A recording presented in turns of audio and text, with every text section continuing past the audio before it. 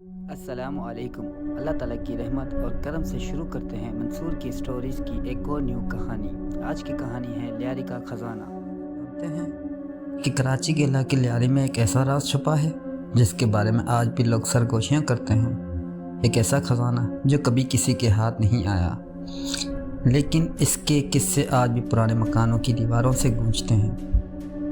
سن 1800 کے آخر میں جب لیاری مچھلی پکڑنے والے ماہی گیروں اور چند پرانی حویلیوں پر مشتمل تھا، کہا جاتا ہے کہ ایک عرب تاجر یہاں آیا۔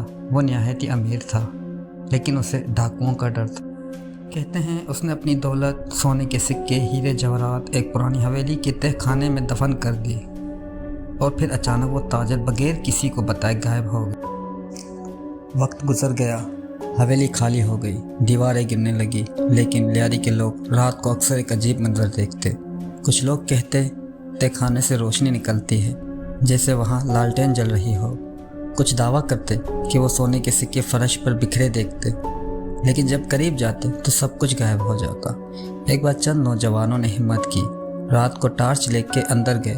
حویلی کی ٹوٹی پھوٹی دیواروں پر نمی اور نیچے جانے والی زنجیریں نظر آئی، لیکن جیسے ہی وہ تہ خانے کے دروازے تک پہنچے، اچانک ہوا رک گئی اور ایک بھاری آواز گونجی، یہ خزانہ تمہارا نہیں، واپس چلے جاؤ۔ وہ سب لڑکے بھاگ کھڑے ہوئے۔ بعد میں کہا گیا وہ آواز دراصل اس تاجر کی روح کی ہے جو اپنے خزانے کی حفاظت کر رہی ہے۔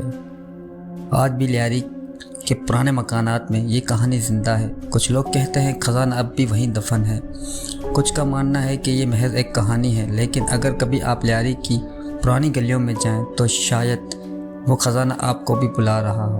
آپ کا کیا خیال ہے؟ کیا واقعی لیاری میں کوئی ایسا خزانہ دفن ہے یا صرف ایک افسانہ ہے؟